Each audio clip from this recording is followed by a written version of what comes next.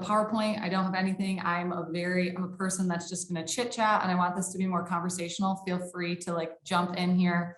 I really want to spend probably like 15 minutes. I think the best way to learn things is just like storytelling. So I'll talk a little bit about my kind of road to Ferris, what I did at Ferris, and then what happened after Ferris, and then really like ask me questions. Like I said, I would do anything for anyone that is at Ferris State.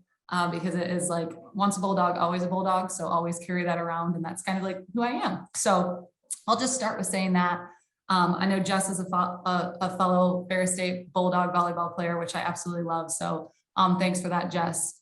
But okay, a little bit about me. Born and raised Grand Rapids, Michigan. Absolutely, I'm a Michigan girl through and through. I played basketball, volleyball, and softball in high school. And it was incredible. And actually my best sport was softball, but I knew I always wanted to play 2 sports in college. So I was like, I think this is my way if I do these other 2 sports. So graduated, I went to Granville, for anybody that's from the Grand Rapids area. So I was like a Bulldog in high school, Bulldog in college as well. So came to Ferris in 2010 and was only played volleyball for my first 2 years at Ferris. Absolutely freaking loved it. Tia has been there for forever now. Jess, I don't even know how many years. She's been the volleyball coach there, but I would say a lot of like who I am now is a big piece of Tia. I think when you attend Division II or you're a Division II athlete, you're not always going to be the strongest or the fastest or the best, but what can make you better at Division II is all like the little things, like the leadership. We would do book clubs. We would do like all these like self-evaluation types of things. And that's like a big piece of kind of what I do now in my role here at Women Leaders. And so I truly was like, okay, like as soon as I met Tia, it was incredible. My time at Ferris was literally the best stinking 5 years of my life. So yeah, I did take that extra year because I played 2 sports. So I was able to have an extra year, which I do not regret at all. It was literally amazing. And so I played volleyball for a couple of years and met some of my best friends. Have been in like low key. I'm 27 dresses. Hopefully you've all seen that movie. I've been in like 17 weddings, a bridesmaid, and I'm not that old. So I literally made my best friends in college and still best friends with them. And I think that's a big testament to what working in college athletics or working in sports looks like too. So I know a lot of you are looking to kind of like get your foot in the door and in the door with college athletics or just sports in general. And it is all about relationships, kind of what I talk about a lot. And after my second year of volleyball, I knew that I was like, okay, now I think I got my feet wet. I'm ready to go. I'm ready to be on the basketball team too. So I then played basketball I overlapped like this. You can like think through it. It's like hard to explain, but there was like overlap of 2 years when I played both of them. And then there was like the 1 off years when I only played 1 each. So once I joined the basketball team, that was, oh my gosh, game changer.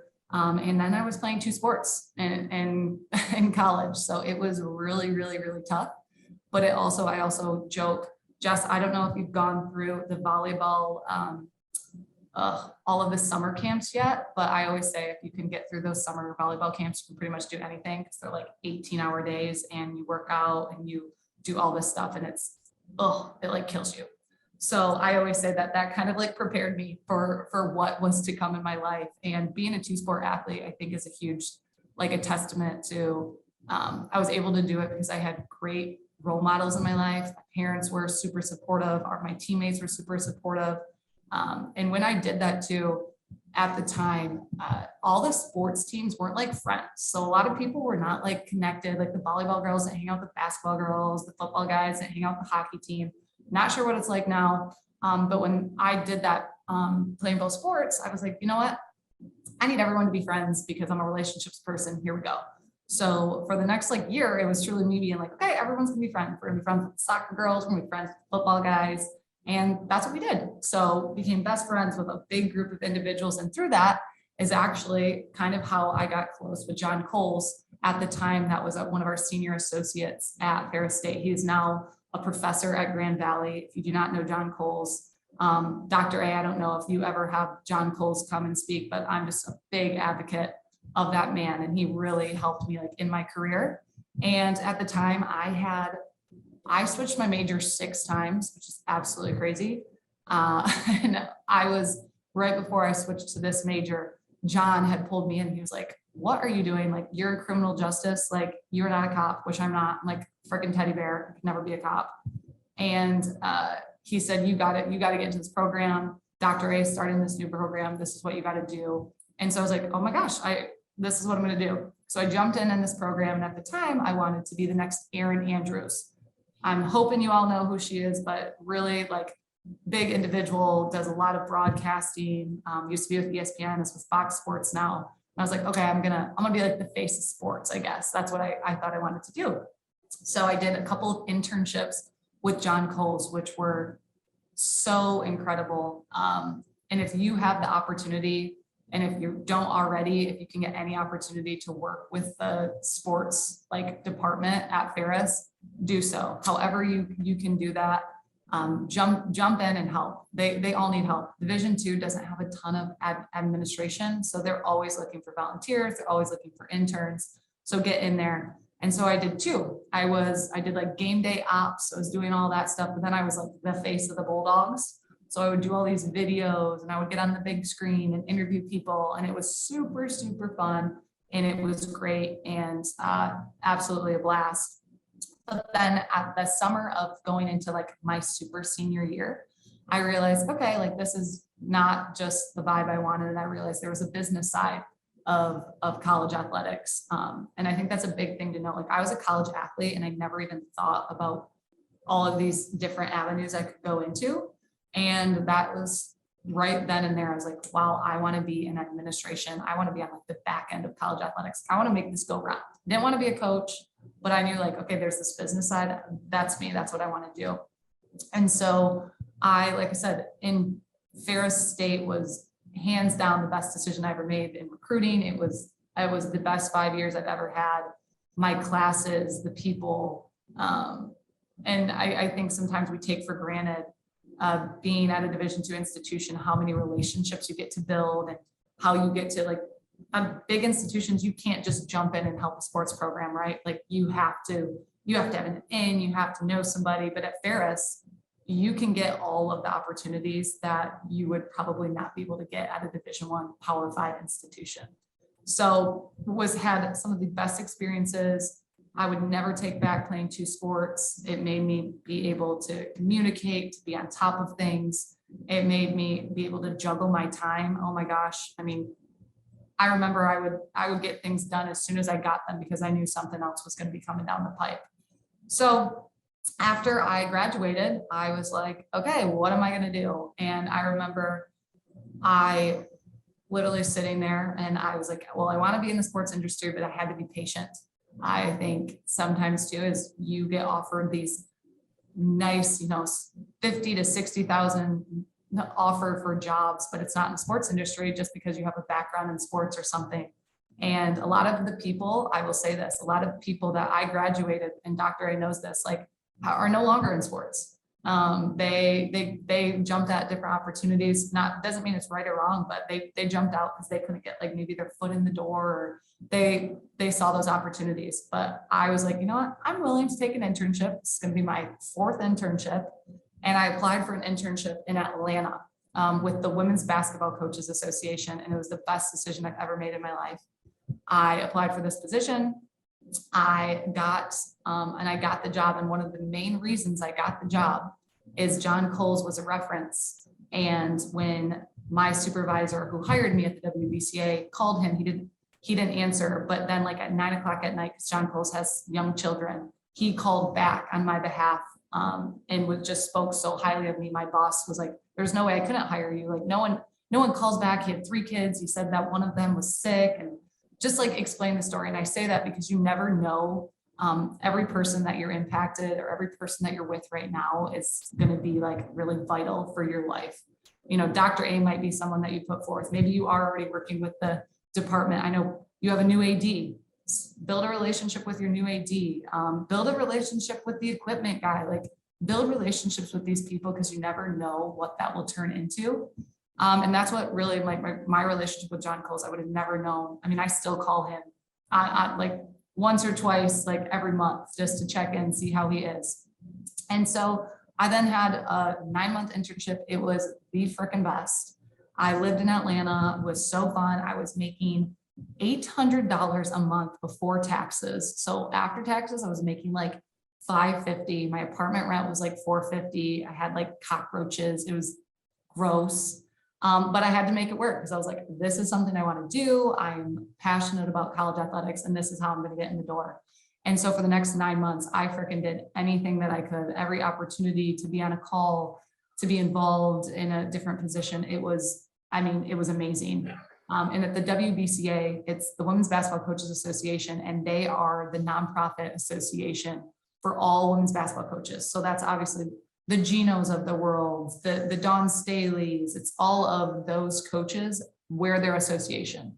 So they would provide education, leadership, events, really helped with the Final Four. So worked very closely with the NCAA.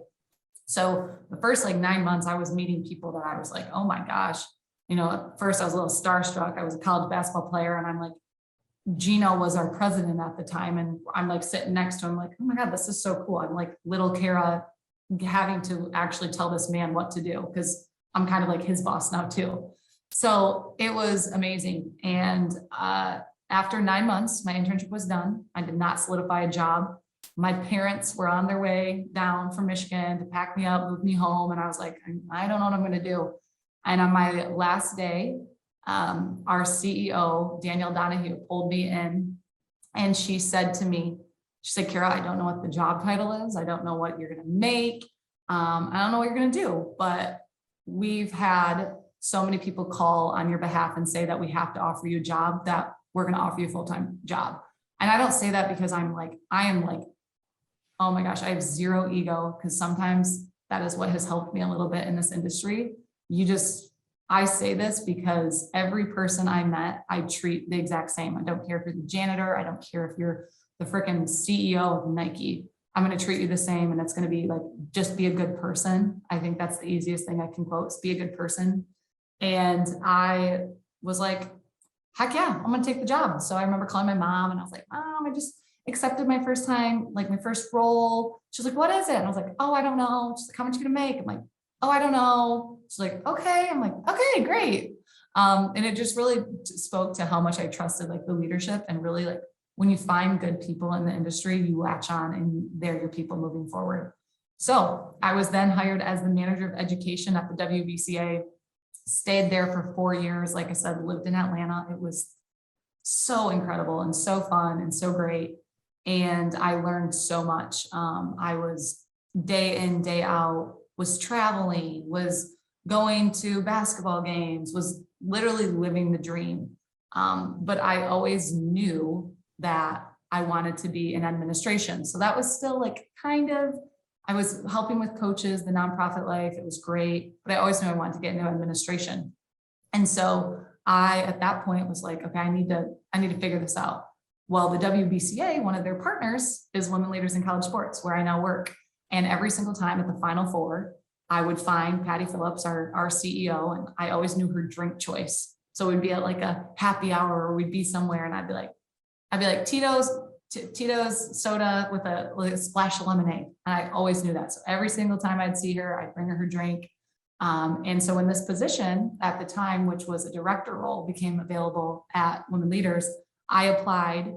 And I remember I applied, I went to the bathroom, and when I was in the bathroom, Patty Phillips was calling my cell phone. And I'm like, oh my God, what's happening here? So I called her once I obviously got out of the restroom, and she was like, hey, we want to fly you in for an interview.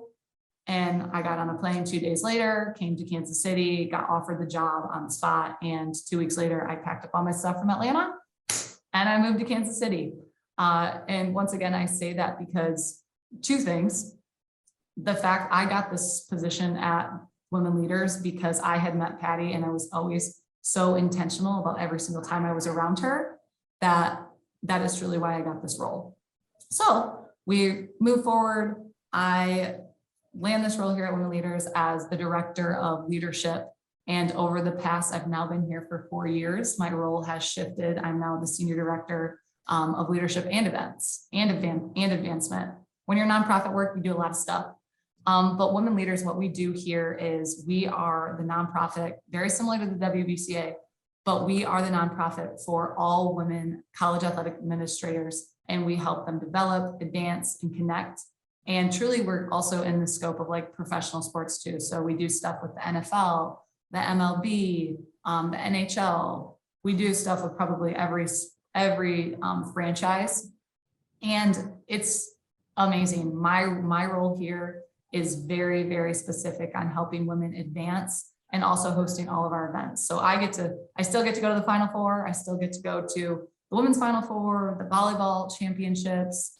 We get to host awesome parties, like kind of networking events there. But then also I host all of our leadership programming. So I will get in front of a lot of our women and help them with all different types of leadership. So managing up to your bosses, talking about specifics in the sports industry, all the different like areas. So sports supervision or fundraising, or all these different scopes, how to handle coaches, like all of these different areas I get to be involved in. And then I also get to work a ton with the highest level individuals in college athletics. So we are hosting one of our biggest events tomorrow. It's called the President Search Firm Roundtable. And we bring in presidents, we bring in ADs, and we bring in search firms. And it's to get the top level women in administration in front of them. So tomorrow we have like Mizzou's AD, we have Mizzou's president, we have Kansas president, we have DePauw's president, we have Penn State's AD, like we have all of these people. And what we're trying to do is just get the influencers in front of the people that are trying to get these positions. So I say all of this, and that's, like I said, like that's just a little bit of what I do. And I want to pause, and I know you guys all have busy nights too. And I want to be like in and out 40 to 45 minutes for you all, and make sure, because last time I did this, Dr. A, I think I went like 20 minutes over, and that was not good. So I say this, two things that I always talk about when I talk about this is, one, no matter what you're doing right now, I will never forget when I graduated college, I looked at my dad, and at the time he was 55. He is now not 55, but I said, Dad, I have no idea what I want to do with my life. And he was like, honey, I'm 55 and I still don't know what I want to do. And my dad has had the same job he owns his own company, and he's had the same job since he was 20. And I think it just always has stuck with me, because you can always at any point in your life pivot, or you can make a decision that's going to impact you next, or like within your career, like, hey, where am I going? And second thing too with that is, every job I have had to this point, I never knew existed probably a year prior. I was a college athlete. I had no idea the WBCA existed. But in my brain, I was like, God, I would love to do something like this, this, and this. I literally landed my dream job at the WBCA. At the WBCA, I'm like, gosh, I really I love having my weekends. I don't have to be at sporting events. I actually get to watch them for fun, but I know I'm gonna be in administration. Boom, I land now my dream job at Women Leaders. So every single position I've been in has been my right then dream job. And I'm so lucky that I get to say that. But the only reason I get to say that is because I worked my freaking tail off really early on in my career. And it started at Ferris. It started with me working my tail off, playing 2 sports because I wanted to. And also I had incredible people in my life. I had great mentors. And then also just like, honestly, it all started with the connection. It started with the fact that I was able and willing to like build a relationship with someone, not just because they could help me get somewhere, but because I actually cared about that person. So I'm like I said, I'm going to pause there for a second. And I hope you guys are a talkative group, because I don't want to keep talking, and I want you all to really ask me questions. And it can be questions about how my Ferris experience, things that really helped me get to where I am, what I want to do. Truly, I'm an open book. I will share anything with any one of you, because like I said, once a bulldog, always a bulldog. So if there's anything I can do too to help you in your careers, I want to help. So I'm going to pause there. Dr. A, Jason, anybody, jump in here.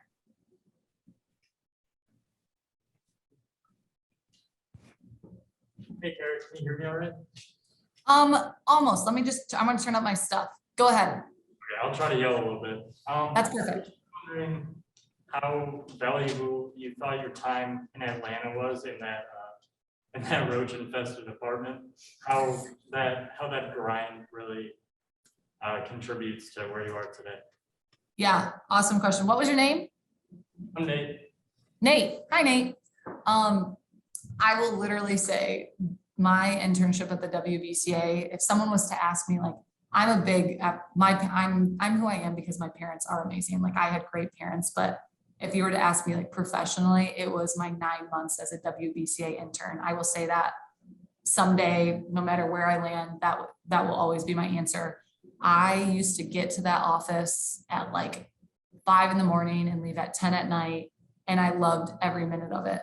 And it was because it like wasn't work to me. It was so freaking fun. And one of the main reasons I got hired, which is one of my favorite stories, is I had literally, once again, I'm not to boost myself, but over 20 people called my CEO after the women's Final Four to say like how they had met me, how they were impressed by me, everything.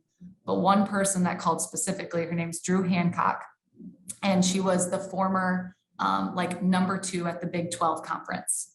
And so she called Danielle, and at the time, like, I mean, Drew Hancock at that point was probably like top 5 woman in all of college athletics. And she called Danielle. She said, I got to tell you something. And what had happened is at the women's Final Four, I had put on this program, and Drew was going to be doing like mock interviews with someone, and that person didn't show up. And I was running the event, and I was like, oh my God, I'm going to take this opportunity to talk to freaking Drew Hancock. And I had printed off all of my resumes just in case. You never know. It's like a networking opportunity. I was like young little Kara. And I sat down with Drew Hancock and I said, Drew, Melissa's not going to be here. However, like, I don't want to waste your time.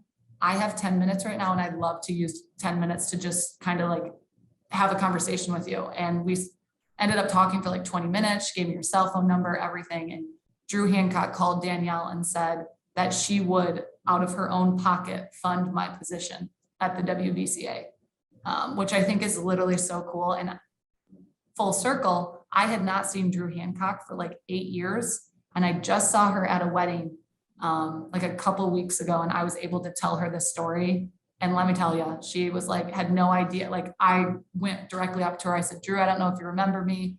And it was just such a cool full circle moment to be able to like tell somebody like, you are the reason I'm where I'm at today. So like I said, you never know who you're going to meet. You could meet someone in the hallway. It could be like be on Ferris State's campus, and someone comes and watch their kid, and they happen to work at, Nike, and you want to work at Nike. Like, the world is so weird. And I truly mean, like, everything happens for a reason. That's great. Thank you. You're welcome. Who's next? Hi, Kara. I'm Noah. Nice to meet you. Hi, Noah. So my question for you is there something else in particular, even after these jobs you've had so far, that you're still hoping to accomplish in the future? Heck yeah. I've always said I want to be the Big 10 commissioner, but I say that, and I feel like maybe there's another job out there that I want. When I first started, I always thought like seeking to be a Division I something was so important to me. And the more I have worked over the years, I've realized how much being a Division II athlete is a part of me, and a part of my grind, and a part of who I am. And I had a great conversation. Ross Borjak is the AD at Texas A&M, and he was a former Division II baseball player. And he's now at a Power 5 big institution with Texas A&M. And he talks about how that's a part of his story, because he had such a hard time, like when he started going Division I, how hard it was for him because he had so much love for Division II. So I say that to be like, right now I want to be the Big 10 commissioner, but also like, who knows? Like, I think that's the best part about this is, for me, as long as I keep getting better, we always say here at Women Leaders, like, bloom where you're planted. So like bloom right now, like you're planted at Ferris State. You're in this classroom. It's late at night. I know it's, like I said, it's dinner time for y'all. Hopefully you have snacks. Like bloom, like take these conversations. Like I hope I hope some of y'all follow up with me. Like, I always say this in any conversation I talk to people, and there's been people that follow up and there's people that don't. And I'm like, follow up. Like, if there's anything I can do to help you, I want to help you. And so I think for me, I don't know, like, I'm so freaking happy right now, and I'm going to keep doing what I'm doing here until whatever that next opportunity is. And I will say this too, once you get to this spot, like, I probably won't have to do interviews anymore. Like, that's the best part about, like, once you get in here, like, everything's just like word of mouth. So now whenever the next opportunity comes, it's going to hopefully be someone is like, hey, Kara, we want you for this position. I'm be like, heck yeah. And we're going to jump at it. So just really be present where you're at right now. And then for me, who knows where I'll be. Maybe in 10 years when I have this conversation, I'll be at the Big Ten. Maybe I won't. Thank you. Yeah.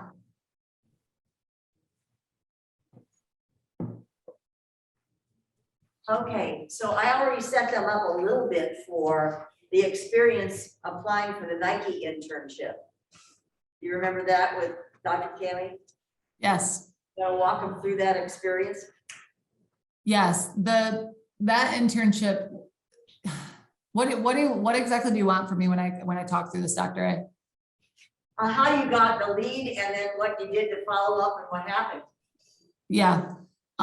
So for that full experience it was truly just because I knew people, through that. Still to this point, like, I have so many deep connections with the Nike individuals because of the process of how I followed up with individuals. I think all of us, sometimes we get busy and we don't do like the little things. I remember I wrote a card. I sent, oh my gosh, that one was a long time ago, Dr. A. I haven't thought about this in a while. I did like every little follow-up you could imagine, but also, like, don't be that annoying person. Like, sometimes if someone doesn't reach out, recognize people are busy. So I remember I had sent a card. I always recognized like when people's like birthdays were. So I was always touching base like with people with specific follow-ups on those different avenues. But I mean, the key to that story was I'm once again kind of where I'm at just because I follow up with people. A lot of people don't do that. Like, nobody follows up in this industry because people get busy. And we always talk here at Women Leaders, like 10% of the people that we talk to are actually going to do what we talk about. And I wish it was higher than 10%, but we're such a stats focused industry as well. That's kind of what it shows. Like, nobody does the little bit of the extra work. And if you're willing to do a little bit of the extra work, you're going to get to where you want to get. And I know a lot of people say this industry is so hard to break into and it's so hard to like be a part of. But also hear me say this, like, if you want it, you can do it. Like, it's not the hardest thing on the planet. Like, I'm sure, like, if any of you are student athletes, like, practices are harder than trying to break into this industry. If you have the will and the grit, you don't have the grit, then you won't. But if you have the grit, like, you can break into this industry.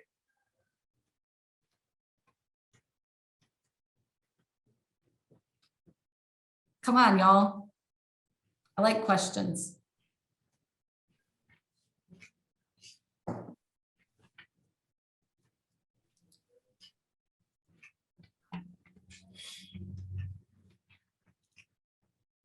I even warned y'all. Okay. Oh, there we go.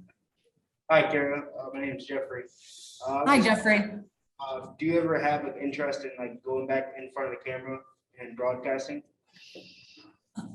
Kind of. That's a good question, but kind of what I do now, I get to do it in a different sense. I do a ton of public speaking. I do a ton of a lot of our programming. What I do here is I speak in front of all different individuals, and it's kind of like, to me, it's even more scary because it's in person. And I'm also, when I first started here, I was talking to women that were like athletic directors, and I mean, I'm Kara, nobody. These people are like, I'm telling them like, hey, you got to do this, this, and this to advance. And this person's already the like athletic director at stinking Boston. I'm like, I'm telling her what to do. Like, no, this is crazy. But what I get to do now, it's just so, I get to impact so many people that I don't think I would have gotten in front of the camera per se, unless I was like the lucky ones, right? Like Maria Taylor or freaking, oh, my girl Holly. Like there's just, and I now work with those people. Like we bring those people in. We've had Maria Taylor, we've had Holly, we've had, gosh, who else am I forgetting? We've had a lot of those women come and speak at some of our programs to be able to talk about like how to actually talk in public. Cause a lot of our women have to do like press conferences and they have to be able to hold a room. So I don't think I'll ever want to be like in front of the camera per se like that, but in my role that I want to aspire to be, I'll have to be in front of a camera in some sense, just probably not in the way that I thought I was originally going to be, but in a different way, because public speaking is so big. If you can hold a room and you can have a conversation with anybody, that's another, you can make it in this industry too, because a lot of people don't have like the people skills that are needed to be able to like talk and hold a room. Thank you. Yeah.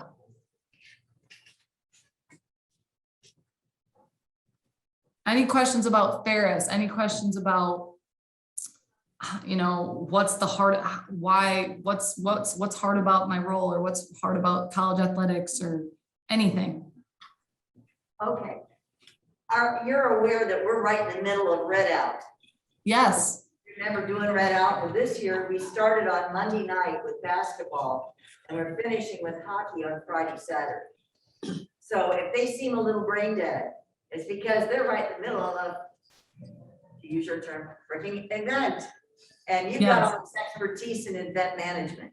So what piece of advice would you give them in thinking about planning their future event, which is going to be the Heart to Heart basketball game in April? Yes, awesome question. Events are one, I'll start with like, enjoy the actual event. I think sometimes people, when you do events, you're like so stressed out about everything being perfect. It's like, once it's there, you don't actually enjoy it. So hear me say, actually enjoy the event once it gets there. But the only reason, or the only way you get to enjoy it is you think through every single thing before it becomes the event. So the earlier you can get it planned. I mean, I'm sure Dr. A is going to have timelines. Be ahead of that timeline by 2 weeks, be ahead of it by 1 week, whatever you can do, and get all the little things done early. Something we do here at Women Leaders for our event tomorrow, we always have a contingency plan, always. So like, if X happens, we do this. If B happens, we do this. And that is something that I have done since I was at the WBCA. Like, what if a speaker doesn't show up? Guess Kara Hess is speaking, like, right? Like having all of these different backups to be able to lead up to the event and really think through every single little thing. We always say here too at Women Leaders, it's like, what does done look like and what's like the finished product? So what is the finished product for you? And then think of every little step that goes into that. We also say vapor to paper. A lot of our ideas and events are always up in our brain, but we got to put it to paper. We got to make sure that it makes sense, really talk through it. I'm sure a lot of this is group projects. I know freaking very well when I was in college, group projects always got me a little bit because I was the girl that always was doing a lot of the work. So in your group projects, do your work. Everybody do the work. Get together as a group. I know it's a lot, but those events, I still remember. I did something with the softball. I did the softball one, Dr. A, which was. It was the Title IX anniversary. Yes, and it was amazing. We did like raffles. We did a softball. It was like a big event. We brought in food. We had like a little we had so much donated. It was incredible. And I still remember our group. I actually think Simone, I'm still close with Simone, who was in my group, because we were so well prepared when the event actually happened. I felt like I wasn't even working it. And that's how events are supposed to feel. Like, you don't want to feel like you're working the event. You want to feel like you actually get to enjoy the event. So be prepared, do all the little things. So when it actually comes, you get to have fun, because those events are really fun.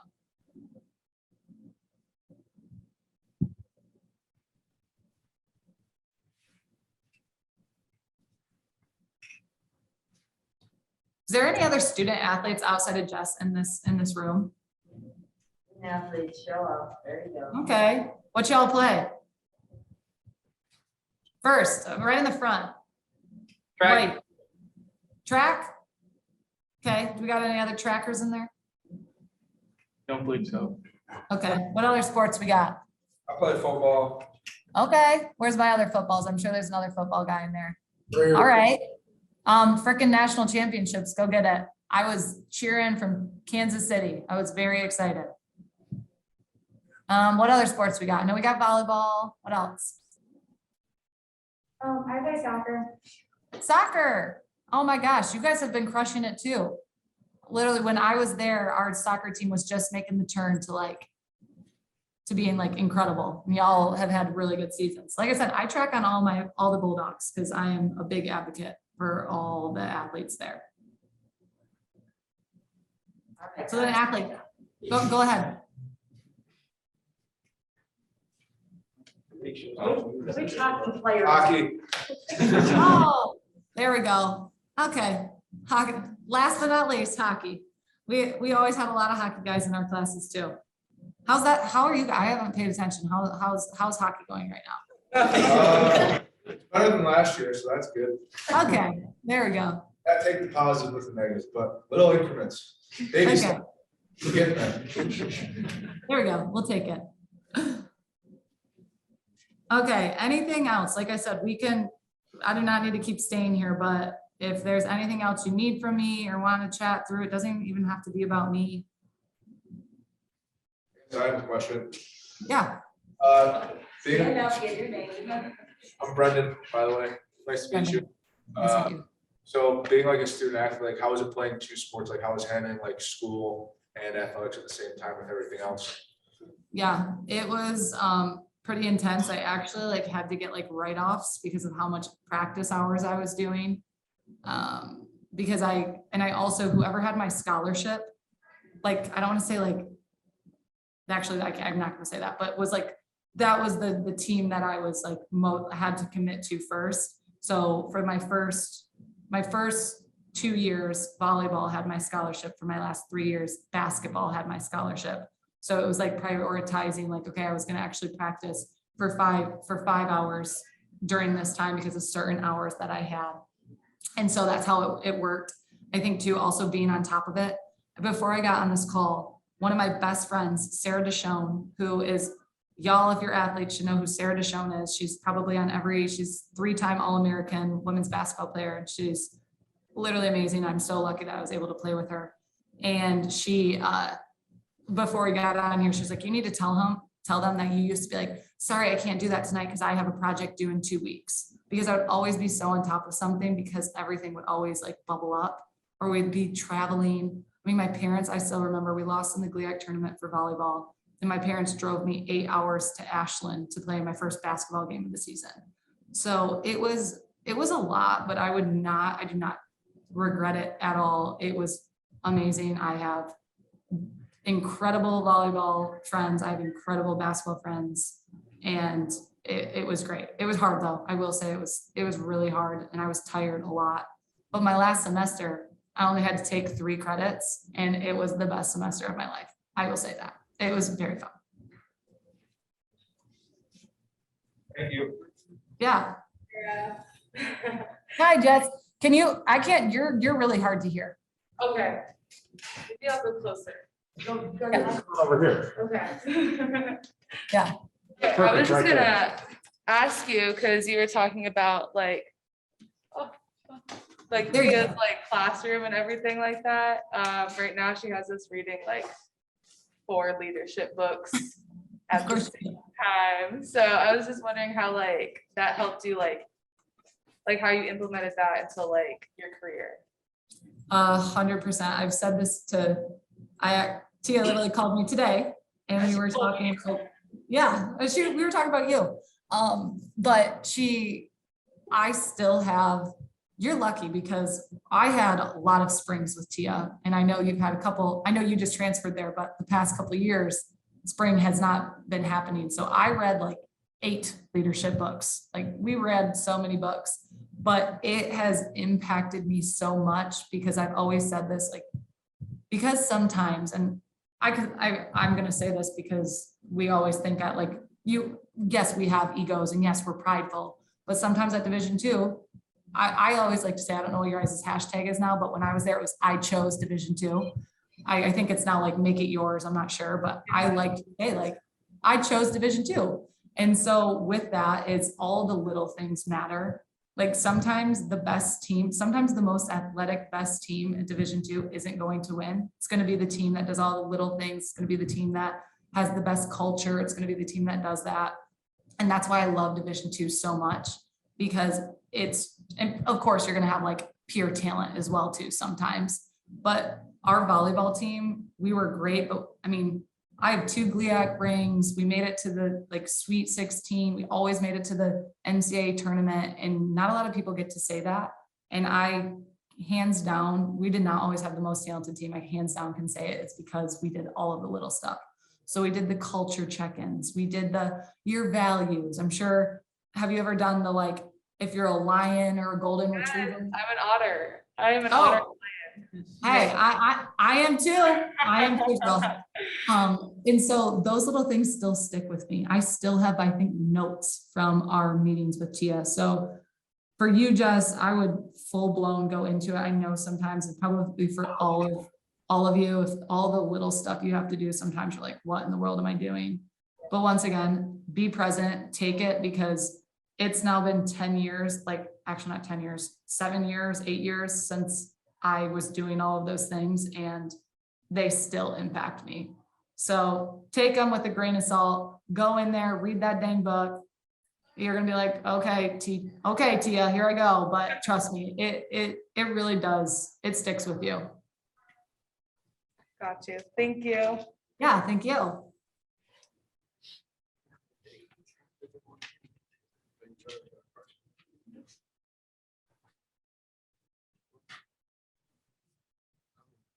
We're gonna be respectful of Kara's time too.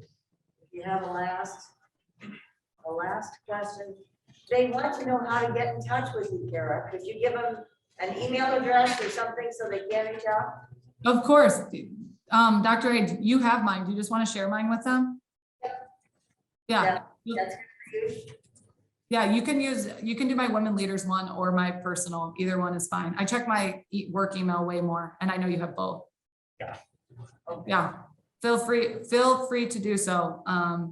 Like I said, I will, if there's any way I can help you, connect you, I will definitely do so. But I also say, like, with connections, like, also comes a relationship. So, I mean, you're gonna have to build just more than just a networking relationship with me. You're gonna have to know a little bit more about Kara for me to be able to connect you and speak on your behalf. So, but otherwise than that, I can also answer any questions that you might have, because it takes some grit, but I'm hoping like 90% of this class is in sports in the next 2 to 3 years. And you notice that there are more men than women in this class. So we'll remind them, yes, definitely reach out to Kara, but men, don't be shy. She's in the Oh my business. gosh. Okay, she knows people. Yes. My network, even though I work for a women's organization, my male network, because we always say like male champions, my male network is probably bigger than my women's network. Just because we have to build relationships. It's like allies, right? There are not a lot of women. The studies, gosh, every day when a new woman AD is hired and it's only like 15%, gives me a little like stab to the heart. But also that doesn't mean that the men are incredible as well. It's just that right now, like, women are we're a little bit behind. We're getting there. We're going to get there. And that's what my role here at Women Leaders is to do. And hopefully also all of you guys in that room, like, be advocate for the women surrounding you as well. Cause we're pretty great. We're pretty great as well. Yeah. I'll ask one more question. Okay, go for it. So the question I had is, like, what do you think, like, a company, like, when you graduate, like, what is a company like what stands out to them, like, when they look like at a resume, or like, yeah, I guess like that, because I'm a student athlete as well, and I work on athletics right now for Ferris. So I was just wondering, like, what do you think is like a booster, or like that they look at the resume and they're like, wow, like, that's impressive, or like, stuff like that.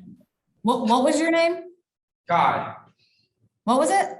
Kai, Kai. Kai, got it. Awesome. Great question, because I am a part of our hiring team every time we hire someone here at Women Leaders. So anywhere from an intern to a manager, coordinator, and director, anything. And I will tell you right now, if you're graduating soon, it is such a market for the like actual employee. Employers are having to work, it's just how it is. Like people that are underqualified are getting hired at different positions. So I'm going to say that too, like shoot for it, shoot for those positions. You might not land as a manager, you might get that coordinator, you might not land as a coordinator, you might get the intern, but right now people are looking to hire good people. One, if you're a student athlete, play into that. People love that. They definitely do, because there's so much you can learn. If you don't have work experience, talk about your experience on the field. They're also going to want to know stuff outside of just the world of college sports, but you can utilize that. What I always say is any role that probably you're coming out of college with, they can teach you the skills, right? Like if we hire someone right now, I can teach them the skills to be able to do their job. But what I can't teach is all the untangible things, like the fact of like someone's personality. Are they going to fit our culture? Are they actually going to get, part of my language, but like get shit done? Like, are they going to figure stuff out? Am I going to have to handhold them? So the more you can connect in a professional way, that's like a skill. Like sometimes you get on a call and you have to be professional, but you also want to smile and you also want to build a connection. It's like a really fine skill to be able to hone in on.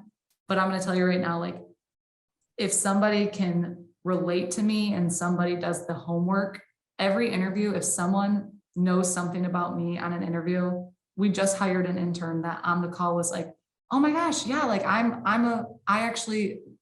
play softball in the GLIAC and I know you went to Ferris. I'm like, boom, check mark. You did your homework. That means you like care about this position.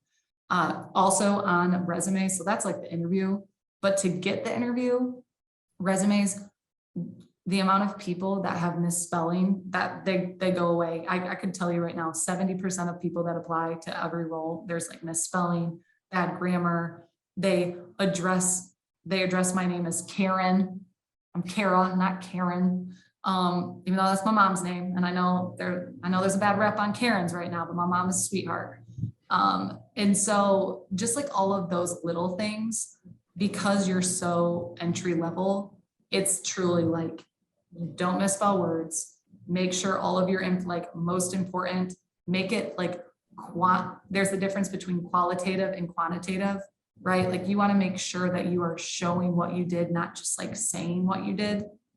There's all of these little things that you can do will make you stand out, but I'm not kidding you, it's misspelled words. It's hands down, just don't make any mistakes and you will be at the top. You will make the first round of look-ats. Thank you. You're welcome. Go get a job. Go get 'em. I work for Ferris Athletics. See? I was trying to like pump you up. I'm not saying you didn't have a job. I'm like, go get one. What do you think?